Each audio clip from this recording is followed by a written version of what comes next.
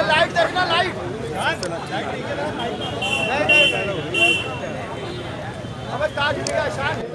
अब मैं इस जनरल बॉडी का आगाज करने जा रहा हूं। मैं रास मशहूर साहब से कहूंगा मीटिंग के आगाज के लिए कलाम पाक की तिलावत कर दें।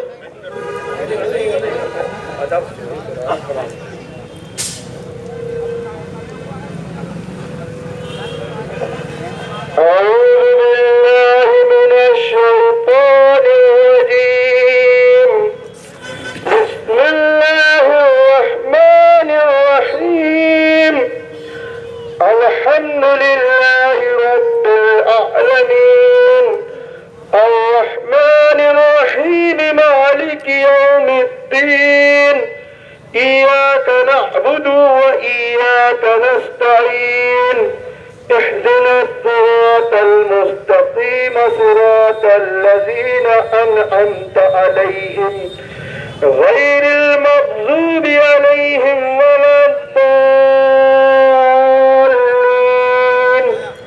آمين صدق الله العلي العظيم। बहुत शुक्रिया मसूद राज साहब। जैसा कि आप सब लोगों को पता है कि हम लोगों की डिमांड जो 17 फरवरी को ईसी हुई थी उसमें पूरी हो गई हैं और आगे इंशाअल्लाह जल्द से जल्द मुराद भाई, मोइन साहब या जो और भी हमारे इलेक्टेड मेंबर हैं उन मीटिंग के मिनट्स को फाइनलाइज जल्दी से जल्दी करा देंगे जैसा इन लोगों ने हम लोगों से वायदा किया है। हम इनके बहुत शुक्रगुजार हैं, पूरे इलेक्टेड मेंबर्स का, पूरी ईसी का, पूरे एएमई एडमिनिस्ट्रेशन का, और ख़ास तौर से हम अपनी जनरल बॉडी के भी शुक्रगुजार हैं जो वक्तन फक्तन आते रहे और जिन लोगों ने हमें समर्थन दिया, खास तौर से अमूटा रोशिद सिद्दीकी साहब और खालिद साहब, उसके अलावा आपके डोनर कैटेगरी के बोर्ड मेंबर आबिद इलियास और उनकी टीम, ओल्ड बॉयज एसोसिएशन से आजम मीर और उनकी टीम, जो लोग भी थे, जिसों को भी जब भी हमने उन्हें याद किया वो हमें समर्थन देने के लिए आते रहे, हम उनके बहुत बहुत शुक्रगुजार हैं। अब मैं गुलपोशी की तरफ आता हूँ। सबसे पहले मैं आफाक अहमद अफू खान से गुजारिश करता हूँ वो आए। आफाक नहीं है।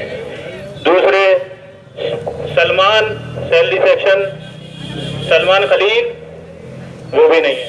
तीसरी जो हमारे जनरल बॉडी ने हमारे साथ भेजा था शाजिया अफरोज साहब तो मौजूद हैं, उनका मैं नीलोफर मैम से गुजारिश करता हूँ शाजिया अफरोज को गुलपोशी कर दे उनकी।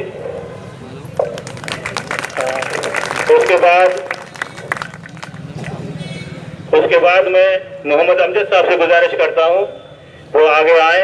मोहम्मद अमजद साहब जेएसी के मेंबर, परमानेंट एम्प्लाई, जो ज्वाइंट एक्शन कमेटी में 5 परमानेंट एम्प्लाई थे उसमें मोहम्मद अमजद साहब भी उसी में शामिल हैं। मोहम्मद अमजद साहब आइए, आगे आइए। हाँ, मोहम्मद अमजद साहब, गाजी को दे दो, गाजी अमजद के गुलपोशी कर दें, गाजी खान। उसके बाद हमारे एक्स बोर्ड मेंबर एसएम हामिशोर साहब, मैं शराफत से दरखास्त करता हूं वो उनकी गुलपोशी करें, शराफत से। उसके बाद आबिद अली जैदी साहब, मैं वसीम अली साहब से दरखास्त करता हूं कि आबिद अली जैदी साहब को गुलपोशी करें।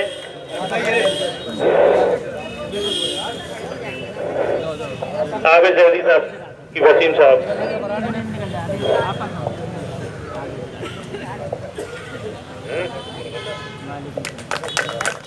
उसके बाद अब मैं सैयद ज़की अहमद साहब के, क्योंकि ज़की अहमद साहब हमारे हॉल से हैं तो इसलिए मैं साहिल मोहसिन साहब से दरख्वास्त करूंगा सैयद ज़की अहमद साहब की गुलपोशी करें। सैयद ज़की अहमद जिंदाबाद जिंदाबाद जिंदाबाद जिंदाबाद।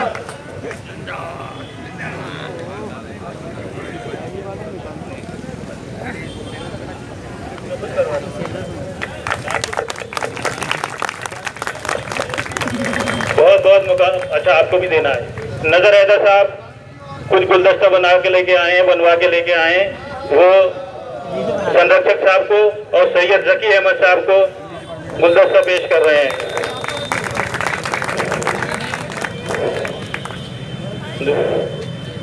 सैयद ज़की अहमद साहब को नजर हैदर साहब गुलदस्ता पेश कर रहे हैं। उसके बाद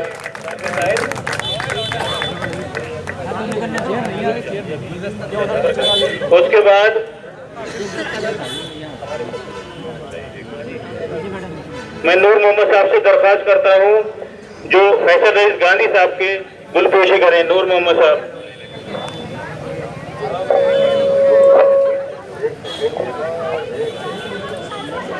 एक मिनट भी सब्र कर लो, पहले इनकी वो हो जाने दो, उसके बाद रुक जाइए। अच्छा, अभी रुक जाइए।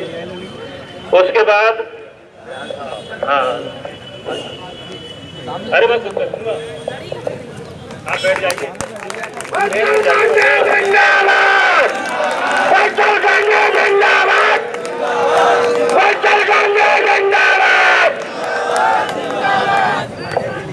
अब मैं अपनी गुलपोशी के लिए दानिश सईद डेंटल कॉलेज और नूर मोहम्मद रजिस्ट्रार ऑफिस नूरुल अमीन साहब, दोनों लोगों से दरखास्त करता हूँ और फैज साहब भी आ जाए। फैज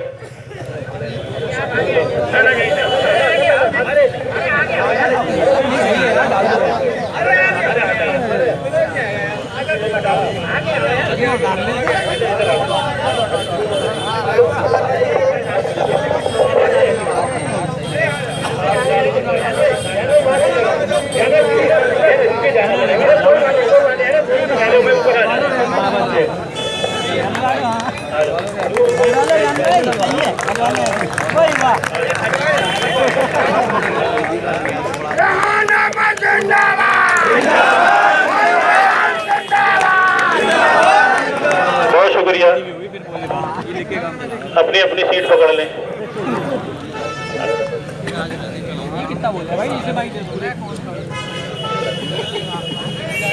अभी आप किसके लिए बुके लेके आई हैं, हमें ये पता हो तो आप आके वो दे दीजिए। आपको फातिमा और ये लोग जो है लेके आए हैं, जिसे भी जो है आपको देना हो, हमें पता नहीं है, तो आप खुद आके उन्हें बुके पेश कर दें।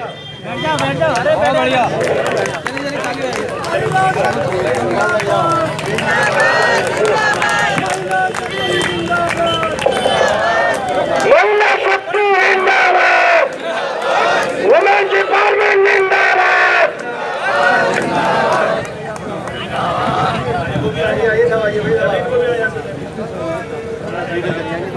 वुमेन्स एम्पावरमेंट जिंदाबाद, महिला शक्ति जिंदाबाद। भैया नारों में कमी मत आने दीजिए साहब, ऐसे ना लगे कि आप ऐसा मत करें।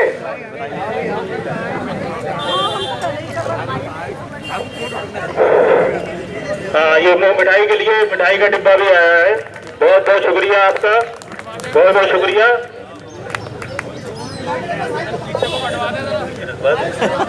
डिब्बे ले लो, नहीं जाएगा। मिठाई का डिब्बा खुशी में बंटवा दो।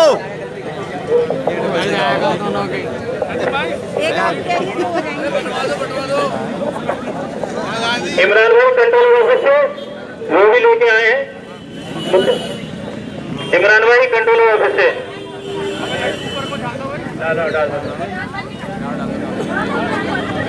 शुक्रिया शुक्रिया शुक्रिया इमरान भाई।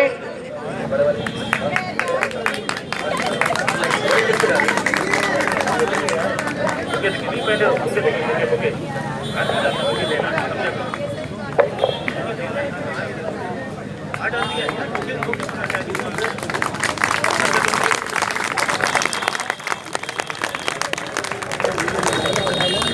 से आगे से थोड़ा सा गैप बना ले, थोड़ा सा पीछे पीछे को हिलाए, थोड़ा सा गैप बना ले, थोड़ा सा गैप बना ले। और अरे वो कहाँ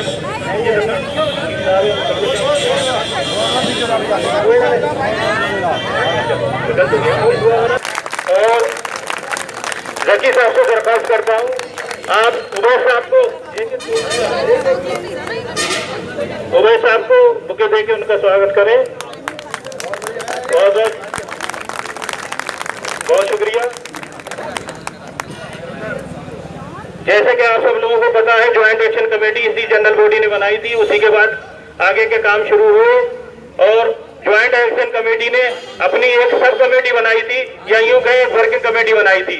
उसमें उन सब कमेटी मेंबर्स का, उसमें साहिल मोहसिन हैं, मसूद राज साहब हैं, नूरुल अमीन साहब हैं, नूर मोहम्मद साहब हैं, फरजान अहमद हैं, शराफत हैं, गाजी खान हैं, आपको तारक चौधरी साहब हैं, उसमें निसार साहब हैं, और उसमें सैयद वसीम अली फार्माकोलॉजी और फैज साहब हैं। और इन सबके पीछे लिखा पढ़ी में हमारे सैयद मोहम्मद अनस साहब थे, जो आज अपनी मदर और फादर को एयरपोर्ट छोड़ने गए हैं, वो उम्रा करने गए हैं, बल्कि अपने बेटे के पास गए हैं, वहीं से उम्रा करने भी जाएंगे। और इसके अलावा ऐसा नहीं है कि सिर्फ यही लोग, उसके अलावा हमारी प्रोक्टर ऑफिस की पूरी टीम जो सुबह में हमारे साथ लगती थी इसे सजाने में, उनका सबका बहुत शुक्रिया। और हाँ, हमारी सहबा कुर्सी भी सब कमेटी में थी, इनका और सब कमेटी से अलग हटके ये हमारे दो नादरा, फहीमीना नफीस और जीरा खान, ये तीनों लोग भी थी। और मुस्तकिल मीटिंग्स में तो आप सभी लोग जो है आते रहे। और सबसे ज्यादा शुक्रगुजार जो हूँ मैं इरफान, जो हमारे अंबेडकर हाल में है, इन्होंने कम से कम कुछ नहीं तो हमारे 40,000 रुपए बचवाए हैं। 40,000, क्योंकि 400 रुपए पर डे हम माइक का खर्चा दे रहे थे और लगभग 100 दिन से इनका माइक चल रहा है फ्री ऑफ कॉस्ट, तो लगभग जो 40,000 रुपए बैठते हैं। इनका बहुत बहुत शुक्रिया इनके योगदान के लिए। मैं बहुत ज्यादा टाइम न लेते हुए कुछ मैं इसी मेंबर्स का उनका इंतजार कर रहा था। अब मैं फैसल रईस गांधी साहब से दरखास्त करता हूँ वो इस अपने जनरल बॉडी को संबोधित करें। फैसल रईस गांधी साहब।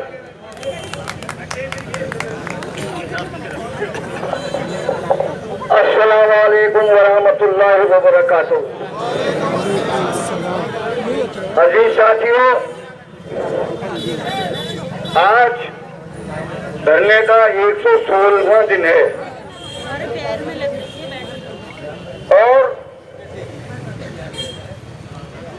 हमारी जद्दोजहद 22 दिसंबर 2022 से शुरू हुई और वो जद्दोजहद का नतीजा 17 तारीख 2024 में हमें मिला। मैं जनरल बॉडी का तो शुक्रगुजार हुई, लेकिन इस लड़ाई में जो हमारे इलेक्टेड ईसी मेंबर थे और विजिटर नॉमिनी जो ईसी मेंबर थे, उन्होंने हमारे दर्द को समझा। ये यूनिवर्सिटी के इतिहास में ये पहली बार हुआ है कि जब ये लोग इलेक्टेड हुए तो ये कैटेगरी से हुए, लेक्चरर कैटेगरी से, प्रोफेसर कैटेगरी से।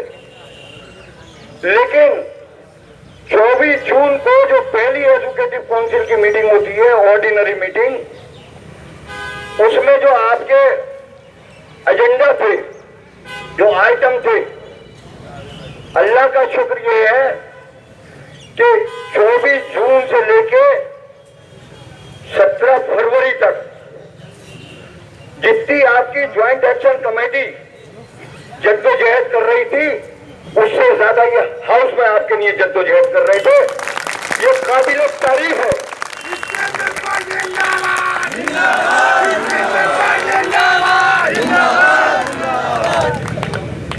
और दूसरे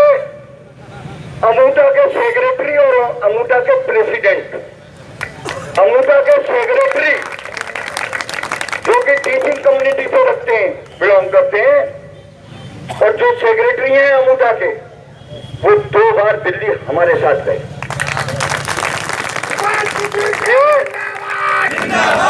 ये साइज में जरूर छोटे नजर आते हो, लेकिन काम में ये इतने बड़े हैं कि ताज जिंदगी तुम इन्हें याद रखना, क्योंकि आज भी वही याद रखा जाता है जो बुरे वक्त में आपके साथ हो। और मैं समझता हूं ये यूनिवर्सिटी की हिस्ट्री में पहली बार हुआ है कि हम नॉन टीचिंग के ऊपर इतनी बड़ी आफत आई। आज तक कभी इतनी बड़ी आफत नहीं आई, लेकिन इन लोगों ने जो हमारा साथ दिया वो यूनिवर्सिटी की हिस्ट्री में एक मिसाल बना, जो आज तक नहीं हुआ था, वो इन्होंने काम करके दिखाया। आज के जद्दोजहद में चाहे वो ओल्ड बॉयज हो, चाहे डोनर कैटेगरी के कोर्ट मेंबर हो, सब लोगों ने आपके दर्द को समझा। दर्द अंदर वालों ने भी समझा, लेकिन दर्द अंदर वालों को देर में समझ में आया। इन्हें पहले ही दिन पता चल गया कि इनका दर्द कितना है। लेकिन साथियों, ये आपकी जद्दोजहद, ये आपका इतिहाद, ये इतिहाद नहीं होता तो ईसी मेंबर का पूरी ईसी आपके साथ होती, तो मैं समझता हूं इस दमदारी से आपकी लड़ाई नहीं लड़ी जाती। लेकिन आपने, हमने सिर्फ एक बात कही थी कि ये पेट का सवाल है। देखो ये मजलूम है, अल्लाह भी देख रहा है। जो इनकी लड़ाई में साथ होगा इंशाअल्लाह ताला वो इस दुनिया में भी सुरखरू होगा और मैदान हश्र में भी सुरखरू होगा। इसलिए कि इन्होंने मजलूम की और सालिम की ताकत को दोनों को समझा। आज जब ज्वाइंट एक्शन कमेटी ने बुलाया, आपने हर मुद्दे पे हमारा साथ दिया। हमने आपकी लड़ाई जो लड़ी वो कोई एहसान नहीं करा, क्योंकि हम इलेक्टेड थे, रेहान साहब इलेक्टेड थे, अमजद साहब इलेक्टेड थे, एम्प्लॉइज यूनियन को रिप्रेजेंट करते हैं, हम टेक्निकल को रिप्रेजेंट करते हैं, और जकी साहब एमटीएस को रिप्रेजेंट करते हैं। ये हमारी कम्युनिटी का एहसान है हम लोगों पर कि जब हमने बुलाया आप लोगों ने लब्बैक कहा, और आज उसका नतीजा ये है कि 2017 में जो हमारी 3 मुख्य मांगे थी वो अल्लाह के शुक्र से पूरी हुई। साथियों, सब में ज्यादा अगर इस यूनिवर्सिटी में कमजोर था तो वो था टेलीविजन। हमने इस मंच के माध्यम से कहा था कि हम टेलीविजन को ऐसा मजबूत कर देंगे कि जो प्रवोस्ट या चेयरमैन या जो भी इख्तियार में बैठे हुए हैं वो ये नहीं कह सकते कि कल से ड्यूटी पे नहीं आना है। सुन लो साथियों, क्योंकि हमारे यहाँ लेबर लॉ लागू नहीं था, लेकिन इसी के मेंबरों ने वो आपके ऊपर, आजम मीर साहब तशरीफ ले आए, ओल्ड बॉयज के सेक्रेटरी, मैं उनसे कहूंगा कि मंच की तरफ तशरीफ ले आए, पूरी टीम के साथ हैं। और देखिए इस जद्दोजहद में उन्होंने हमेशा पूरी टीम के साथ हमारा साथ दिया है। मैं तालियों के साथ उनका स्वागत करना चाहता हूं, आजम मीर साहब और पूरी टीम के साथ तशरीफ लाए। साथियों, अलीगढ़ मुस्लिम यूनिवर्सिटी की हिस्ट्री में ये धरना एक ऐतिहासिक धरना है। इसलिए है कि जब महमूदुर रहमान साहब ने टेलीविजन की सीनियरिटी की लिस्ट बनाई और 788 लोग उसमें थे, और उन्होंने एजुकेटिव काउंसिल में ये पास करा कि ये 788 आदमी को जैसे जैसे पोस्टें खाली होती चली जाएंगी इनको एडहॉक अपॉइंटमेंट किया जाएगा। और वो अपॉइंटमेंट 2018 तक चले। 2018 के बाद उस पर पाबंदी लगा दी गई। मेरा ईसी के मेंबरान से और जो टेलीविजन के भाई हुआ हैं, मेरी उनसे एक गुजारिश है और मैं पूरी जनरल बॉडी की तरफ से आपसे गुजारिश करता हूं कि जो काम 18 में रुक गया है उसको भी दोबारा शुरू करा दें, क्योंकि हमारे पास पोस्टें बहुत खाली हैं। और मैं हामिद शेख साहब से कहूंगा कि वो आजम मीर साहब का बुके देकर स्वागत करें। हामिद शेख साहब, आजम मीर साहब को देखिए, ना तो सरकार की तरफ से कोई दिशा निर्देश है, ना हमारी एजुकेटिव काउंसिल का कोई रेजोल्यूशन है, और ना वाइस चांसलर रजिस्ट्रार का कोई ऑर्डर है कि महमूदुर रहमान के पीरियड में जो ईसी से रेजोल्यूशन पास हुआ था उसको केप्ट एबियंस में कर दिया जाए, यानी रोक लगा दी जाए। ऐसा कोई ऑर्डर नहीं है। देखिए, बात यह है कि सरकार कह रही है कि आपके पास पोस्टें हैं, आप इन्हें भरो। तो आप, मेरी समझ में ये नहीं आता कि ये भरने को क्यों नहीं तैयार। हमारे 1300 लोग, 1327 लोग हैं तकरीबन, 1295 एक हैं और 120 जो हैं वो तकरीबन नर्सें हैं। 1327 लोग स्क्रीनिंग से हो जाएंगे। ये आपके जद्दोजहद का नतीजा है। मुराद साहब, खास तौर पर मुराद साहब और मुइन साहब और मुसफ़िर साहब और शमीम साहब, इन्होंने जो जद्दोजहद करी और जो अंदर वालों को समझाया, क्योंकि हम धरना दे रहे थे, हम भी चीख चीख के उन्हें समझा रहे थे, लेकिन उनकी समझ में नहीं आ रहा था। क्योंकि ऐसा होता है कि बड़े आदमी जब हो जाता है तो वो छोटे का अच्छा मशवरा भी नहीं मानता, क्योंकि वो अपने आप को बड़ा मानता है। लेकिन अगर एतबार होता है तो वो उसकी मानता है। तो हमारे शेखुल जामिया साहब और रजिस्ट्रार साहब ने इनकी सुनी, इनकी मानी, जिसकी वजह से हमें आज ये नताइज देखने को मिले। तो साथियों, हमें ज्वाइंट एक्शन कमेटी भंग नहीं होगी जब तक कि आपके आखिरी आदमी तक के चेहरे पे मुस्कान नहीं आ जाएगी। दूसरी बात, मैंने एक बात कही थी कि खुसरू साहब ने स्केल जरूर बढ़ाए थे, लेकिन वो घर का बंटवारा कर गए थे कि ये टेक्निकल का है, कि ये मिनिस्ट्रियल का है और ये 4th ग्रेड का है।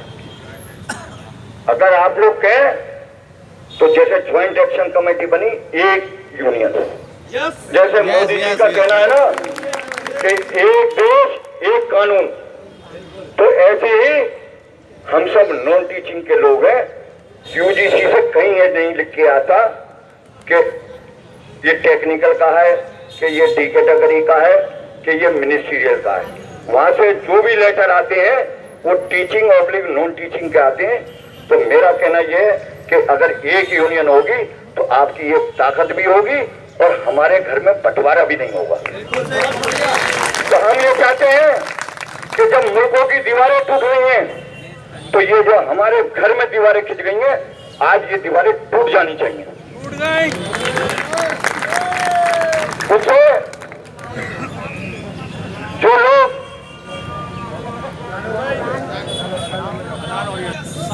सब लोग जो भी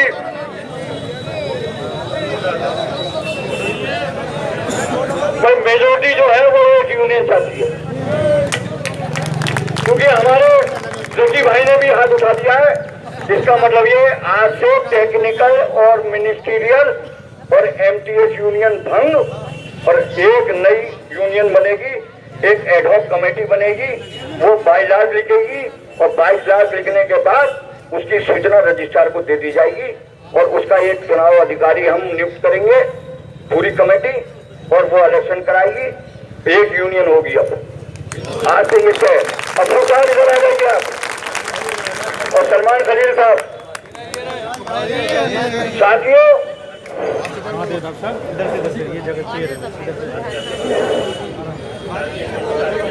अब मैं तारिक चौधरी साहब को कहूंगा कि सलमान खलील साहब की गुणपोशी करें। ये अलीगढ़ के योगी हैं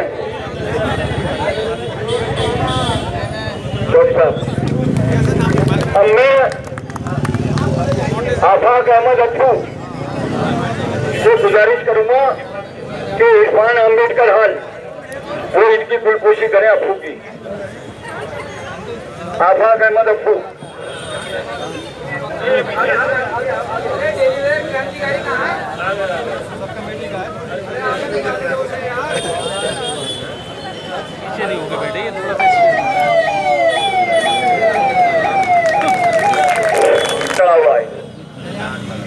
हमारे एक साथी ने इच्छा मृत्यु कही कि साहब मैं राष्ट्रपति को लिख के भेजूंगा कि मैं इच्छा मृत्यु चाहता हूं। ये बात अलग है कि वो लिखी नहीं गई, लेकिन घोषणा जरूर हुई। लेकिन मैं इनके जज्बे को सलाम करता हूं। दूसरा, अमजद क्रांतिकारी ने कहा कि मैं आत्मदाह करूंगा। ये बात अलग है कि 3 दिन इनके घर में पुलिस लगी रही और वो नौबत नहीं आई, हमने भी दुआ करी। हम यहाँ पर जिंदों की लड़ाई लड़ रहे हैं, मुर्दों की लड़ाई नहीं लड़ रहे। लेकिन साथियों एक बात ध्यान रखो, ये इतिहास जो बना है, हम तो आज हैं, कल रिटायर होकर चले जाएंगे और सती भाई रिटायर होकर चले जाएंगे। लेकिन इस चमन में जो हमने पौधे लगाए हैं वो बरगद के पेड़ की तरह शामिल हों। इसलिए कि वक्त बहुत खराब है, मैं बार बार कह रहा हूं कि वक्त बहुत खराब है और 2024 के बाद कुछ ज्यादा ही खराब होगा। जिसने अपने फ्यूचर को नहीं देखा और जिसने तूफान आने की नहीं सोची, तो सोच लेना नुकसान फिर तुम्हें होगा। इसलिए इत्तेहाद बना के रखना बिल्कुल, और इत्तेहाद में ही ताकत है, तुमने ये दिखा दिया। ईसी के मेंबरों को तो ये कहने लगे लोग, इनकी कम्युनिटी के, मैंने अपने कानों से सुना जब मैं इनके साथ जाता था या बैठता था, कि मुझे तो ऐसा लोगों ने ये कहा कि हमें तो ऐसा लगता है कि शायद आप नॉन टीचिंग के लिए चुने गए। लेकिन ये अपने फैसलों पे जरा से भी टस से मस नहीं हुए। जो लड़ाई इन्होंने पहले दिन से शुरू करी वो आज तक लड़ी है और आगे भी आपके साथ लड़ते रहेंगे, ये मुझे पूरी उम्मीद है। क्योंकि अभी मिनट्स आने बाकी हैं और उस पर अमल होना बाकी है। देखो, जल्दी कोताही मत करना, ज्यादा खुश मत होना। अभी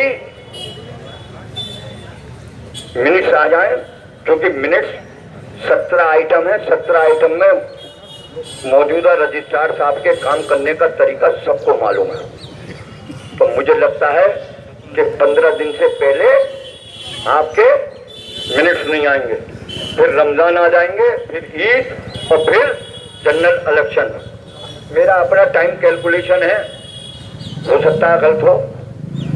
इस काम में तकरीबन मई और जून लग जाएगा, स्क्रीनिंग का और जो भी कार्यक्रम है। हाँ, अलबत्ता इतना जरूर है कि जो 3 महीने की अलाउंसेस की घोषणा करी थी, वो हम मुराद साहब से चाहेंगे कि उसका एब्स्ट्रैक्ट निकालकर हमारे 3 महीने के जनवरी का फरवरी की तनख्वाह में आप अलाउंसेस लगवा दें। दूसरी बात, जो एफसी ने पास करा है डेली वेजर का रेट, वो अगर मार्च में लग जाए तो कम से कम अप्रैल की तनख्वाह में हमारा एम्प्लॉइज का जो डेली वेजर है उनका ईपीएफ कटने लगेगा। देखो साथियों, सब में बड़ा काम डेली वेजर का। अब बगैर नोटिस के तुम्हें कोई निकाल नहीं सकता, ये लेवल ला है, पढ़ लेना। और ईपीएफ जिस दिन कट जाएगा तुम्हारा समझ लो भविष्य सुधर गया। हमने जो वायदा करा था इनकी बुनियाद पे करा था, अल्लाह का शुक्र है कि वो एफसी से भी पास हो गया और वो ईसी से भी पास हो गया। और हमें अल्लाह की जात पर पूरा यकीन है कि मार्च में तो वो लग जाएगा। क्योंकि सरकार से भी जो दिल्ली हमारी बात हुई है, उन्होंने कहा जिस दिन आपकी यूनिवर्सिटी ऑर्डर कर देगी, हम उसी महीने पैसा रिलीज कर देंगे। वो हमें एफसी में भी ये लिखा हुआ है और ईसी में भी यही पास हुआ है कि अलीगढ़ मुस्लिम विश्वविद्यालय प्रशासन जो डेली वेजर के पैसे बढ़े हैं उसका एक पूरा प्रपोजल बना के भेजे कि कितना पैसा चाहिए, वो पैसा रिलीज करेंगे। हमें पूरी यकीन है क्योंकि वो लोग एफसी के मीटिंग में थे, इसलिए कोई घबराने की जरूरत नहीं है। लेकिन साथियों देखो, एक बात सुन लो, मुझे नहीं कहना चाहिए लेकिन कहूंगा जरूर, क्योंकि जो जद्दोजहद हमने करी है और जो हमारे साथी जाड़ों में रहे हैं, हम माइनॉरिटी करेक्टर की बात कर रहे हैं। सुप्रीम कोर्ट में आजम मीर साहब बैठे हैं, इन्होंने अपनी आंखों से देखा लड़ते हुए कि वहां कैसे कैसे बहस हुई। तो जब हम माइनॉरिटी की बात करते हैं तो माइनॉरिटी का सब में पहला होता है करेक्टर। वो अलीगढ़ मुस्लिम यूनिवर्सिटी के एडमिनिस्ट्रेशन से वो माइनॉरिटी का करेक्टर निकलता चला जा रहा है। अगर इनके पास करेक्टर होता तो आज 116वां दिन नहीं होता धरने का। ये दो दिन में ही हमारे जो मामला 17 तारीख को हुए, ये हमारे 24 जून को ही डिसाइड हो जाते हैं। लेकिन अफसोस, मैं कहता हूं कि सुबह का फूला अगर शाम को घर आ जाए उसे फूला नहीं कहते। लेकिन जद्दोजहद हो सकता है इन्होंने हमारा इम्तिहान लिया हो या अल्लाह ने हमारा इम्तिहान लिया हो कि हम देखते हैं कि मजलूम के लिए ये कहां तक खड़े रहेंगे और कहां तक लड़ेंगे। हम बाखुदा कह रहे हैं इस मन से, और पूरी कमेटी यहां मौजूद है कि आखिरी आदमी तक हम जद्दोजहद करते रहेंगे, चाहे धरना रहे या ना रहे, चाहे पर्सनल किसी की ग्रीवेंस हो या कलेक्टिव हो। क्योंकि बात यह है कि अगर बड़े छोटों का दर्द नहीं समझेंगे तो फिर बेकार है ये जिंदगी। मैं उसको इंसान नहीं मानता कि जो दूसरे इंसान का दर्द न समझे। देखो, मौत एक बार आई।